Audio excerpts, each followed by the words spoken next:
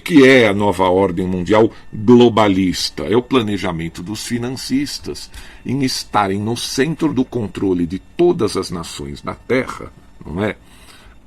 De maneira oculta. E como que eles vão estar no centro do controle das nações da Terra? Usando dinheiro, usando o suborno financeiro para aquele maledicente deep state, né, que a gente fala que existe em todas as nações, o famoso aparelhamento que trabalha para os interesses dos financistas em todas as nações. Né? Dessa maneira, eles elegeriam, né, também de maneira escusa, e vocês entendem o que eu estou falando, eles elegeriam, né, líderes em várias nações da Terra. E eles elegeram, quero usar essa palavra entre aspas, o Joe Biden lá dentro dos Estados Unidos. Foram eles que elegeram o Joe Biden.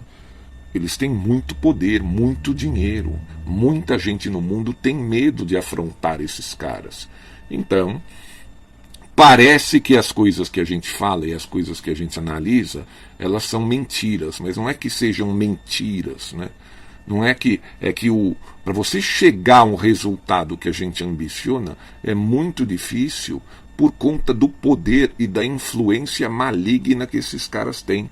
E quanto mais eles são confrontados e afrontados, mais eles demonstram ânsia de poder e colocam todo o dinheiro do mundo que eles possuem, né, para então vencer todas essas contendas.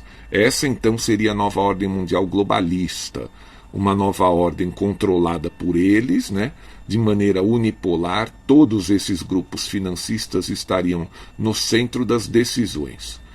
Mas nós sabemos que algumas nações da Terra soberanistas estão se opondo a essa dominação dos financistas, dos cartéis financeiros.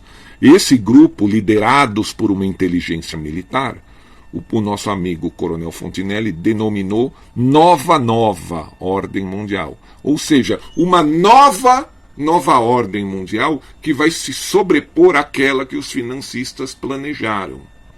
Não sei se vocês têm que ter a cabeça muito limpa para entender esse conceito.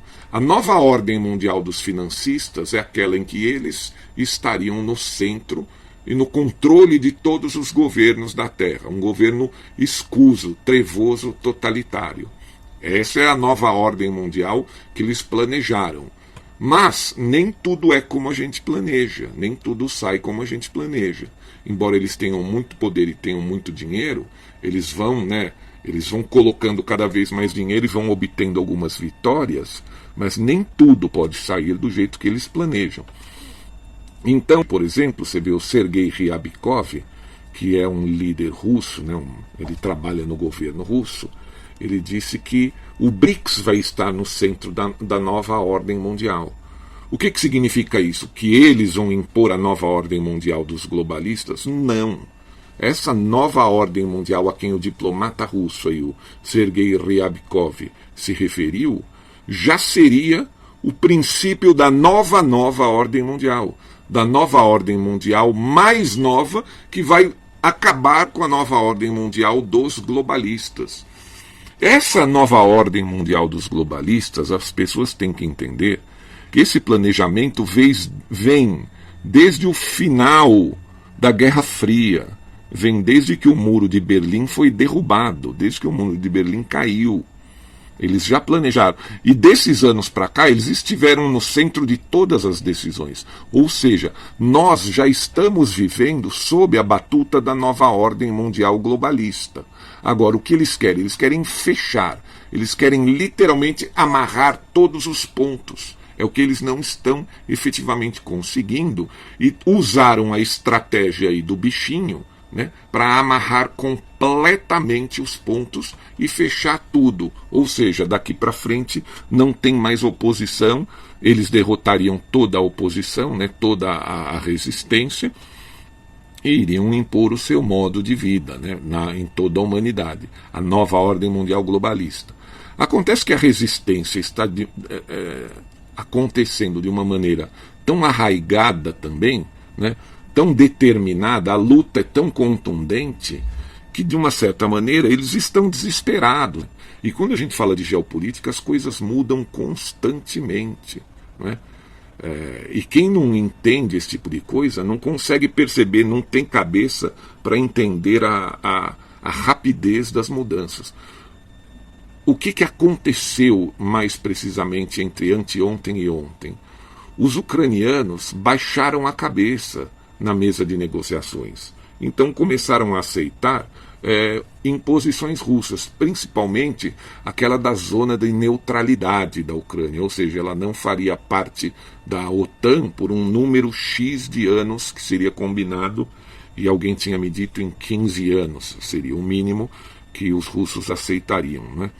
Então, quando acontece esse tipo de coisa, é resultado de que no campo militar a Ucrânia já estava perdendo. Ou seja, naquele mesmo dia aconteceu alguma coisa ali em Kiev que fez com que os diplomatas e negociadores ucranianos baixassem a bola lá na Turquia e efetivamente aceitassem as condições dos russos. Então, se você não entender que numa guerra as coisas mudam constantemente, diariamente, você não tem condições de acompanhar todas essas análises, todas essas notícias. Você não tem condições de acompanhar o movimento para onde está indo o mundo, né? Infelizmente, essa é a realidade. Por isso, exatamente por isso, é que geopolítica não é uma matéria, não é um estudo regular nas universidades. Ele é um estudo de pós-graduação, porque você tem que ter a mente muito preparada para você acompanhar essa situação. E, infelizmente, não é qualquer pessoa que consegue ficar de olho e entender as movimentações, não é? Elas acontecem o tempo inteiro. E a resistência nova já está atropelando a velha nova ordem mundial dos financistas, não é? Agora, muita gente pode ficar assustada. Eles também vão implantar a nova ordem mundial. Não é a mesma coisa, não é? Você pode ter certeza que essa gente do BRICS, né, essas nações do BRICS, eles estão muito mais interessados em ganhar dinheiro, né, em fazer negócios, propor um comércio mais amplo, do que ficar trancando pessoas, do que ficar explorando pessoas, do que ficar escravizando pessoas, né? Os banqueiros, os financistas são criminosos, são doentes mentais, são satânicos. É isso que as pessoas precisam entender. Banqueiro, financista não é gente como a gente. Eles são seres anormais. Eles são criminosos de nascença, né? O jeito de pensar de um banqueiro é criminoso. Então tudo que eles planejaram para a humanidade seria muito pior do que essa nova ordem mundial planejada ali pelo lado do BRICS. É por isso que eu falo, por exemplo, a China vai ter que derrubar esse modelo que existe lá dentro. Isso é uma missão para o Xi Jinping, e ele sabe disso. Eu venho falando isso há muito tempo, que ele vai ter que promover uma glasnost chinesa, uma perestroika chinesa. Porque se ele está afrontando a nova ordem mundial globalista, ele não pode viver com o mesmo modelo da nova ordem mundial globalista lá dentro da sua nação. Ele não pode acatar aquele modelo que foi imposto pelos financistas desde que os financistas, né, iniciaram a Revolução Comunista lá, bancando o Mao Tse-tung lá no final dos anos 40, início dos 50. Isso é uma tarefa árdua que o Xi Jinping vai ter que fazer mais cedo ou mais tarde na China, se realmente ele deseja, ele está junto para derrotar os financistas. E isso é o que parece, porque eles estão efetivamente se bicando. Tanto o presidente chinês quanto os cartéis financeiros, né, liderados aí por financistas gigantes, né, por gestores de fortunas gigantes, o George Soros, o Larry Fink da BlackRock. Esses caras estão se enfrentando, estão se bicando, né? Então você não pode se bicar com o cara e usar o modelo dele na tua sociedade. Seria isso aí um antagonismo gigantesco. E os países do BRICS, Brasil, Rússia, Índia, China e África do Sul, serão o centro da nova ordem mundial depois da operação militar especial, né? Segundo o vice-ministro das Relações Exteriores da Rússia, Sergei Ryabkov. A declaração foi feita na quarta-feira, 30 de março, ao canal de TV russo RT, Russian Today. Ou seja, aqui, quando ele fala que será um centro da nova ordem mundial, é a nova ordem mundial. Ele já está chutando a velha nova ordem mundial dos financistas, que querem controlar o mundo inteiro. A Rússia, a China, Brasil, a Índia, Estados Unidos. Eles querem aquela ordem unipolar que o Vladimir Putin criticou veementemente lá no Fórum Econômico Mundial de Davos, em janeiro de 2021. Já faz mais de um ano isso, né? Ele disse que se insistirem naquela ordem unipolar, haveria uma guerra de todos contra todos e a humanidade estaria em perigo. Eu não canso de falar sobre isso, porque ele foi muito enfático naquela ocasião. China e Rússia avançam em sua visão de uma nova ordem mundial. Ou seja, eles estão chutando aquela nova ordem mundial dos globalistas, aquela que, né, a princípio tinha um planejamento de escravizar as pessoas, promover um regime totalitário, um regime comunista, tecnocrata, algo que a Rússia não quer mais saber. É difícil colocar isso na cabeça das pessoas. O comunismo, que durou 71 anos na Rússia, atrasou a Rússia perante os Estados Unidos da América. Naquele momento da Guerra Fria, a Rússia perdeu a Guerra Fria. Ela teve que abdicar do seu regime. O maior acidente, vamos dizer assim, o maior entrave geopolítico do século passado, do final do século passado, foi o fim da União Soviética. Eles perderam como bloco por conta de uma visão equivocada de modelo de governança, de modelo político e modelo econômico, não de modelo geopolítico, né? Então a União Soviética se esfacelou justamente porque eles perderam a Guerra Fria.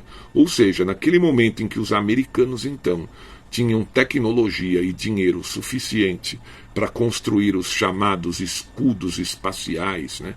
O projeto Star Wars. O que seria o projeto Star Wars? Seriam mísseis disparados do espaço para liquidar os mísseis russos que atingiriam a América em caso de retaliação numa guerra nuclear. Então, aconteceria o quê? A América aniquilaria a Rússia, né? Lançaria seus mísseis sobre a União Soviética na época, né? Era a União Soviética na época. E quando a União Soviética retaliasse, lançando seus mísseis sobre a América, algo que prevaleceu, uma ideia constante durante a época da Guerra Fria, a retaliação, esses mísseis do projeto Star Wars, vindos então do espaço, liquidariam, destruiriam os mísseis nucleares russos e a América ficaria intacta, então, tendo condições de vencer a guerra nuclear. Então, exatamente por isso, por conta de falta de dinheiro e atraso tecnológico que o comunismo ofereceu à Rússia, atrasou a Rússia em 71 anos, é que a Rússia perdeu a Guerra Fria. Então, hoje, os russos pensam assim: bom, o comunismo atrasou a nossa nação, o nosso bloco. Então, nós não queremos mais essa porcaria de volta. É exatamente isso. Agora, é muito difícil colocar na cabeça das pessoas comuns que os russos não querem mais o comunismo lá. Todas as nações que viveram sob a batuta do comuno-socialismo não querem mais essa porcaria lá. Coloquem isso de uma vez em suas cabeças. Nenhuma nação que viveu sob a égide ali do totalitarismo comunista quer essa porcaria de volta, não é? Então, os russos, obviamente, eles estão trabalhando para que isso nunca mais chegue à sua própria nação e às nações satélites ali que vão compor o seu novo bloco. Vamos ler a matéria, então, que saiu aqui na agência France Press. O chefe da diplomacia russa, Sergei Lavrov, obteve de seu aliado chinês, na quarta-feira, ontem, dia 30, uma reafirmação da amizade ilimitada de ambos os países em sua visão de construir uma nova ordem mundial durante sua primeira visita a este país desde o início da invasão da Ucrânia. Diante da resistência ucraniana e da União das Democracias Ocidentais, que impuseram sanções sem precedentes, a Rússia pôde contar apenas com o poder chinês para escapar do isolamento econômico total. Não é isso que está acontecendo, né? O viés da matéria é progressista, é globalista. Mas a gente sabe, né, que o Ocidente não conseguiu tanto sucesso assim com as suas sanções. Os árabes não estão sancionando, a Rússia, os japoneses também não, o Brasil teoricamente também não é? Os alemães ali, uma parte da Europa também não pode deixar de comprar o petróleo e gás, principalmente a curto prazo. Então essa história de que os russos estão encrencados com as sanções é uma mentira. Os russos estão aproveitando a situação justamente para dar um gigantesco pé na bunda dos financistas. É literalmente isso que está acontecendo.